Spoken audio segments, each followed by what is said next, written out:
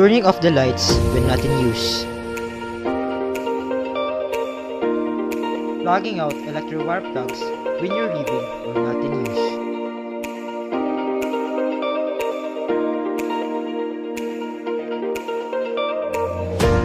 Turning off electric power source to save energy.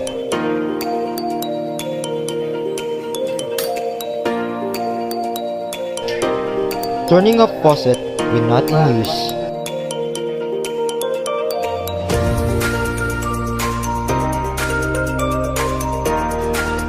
Using a glass of water in brushing teeth to save water.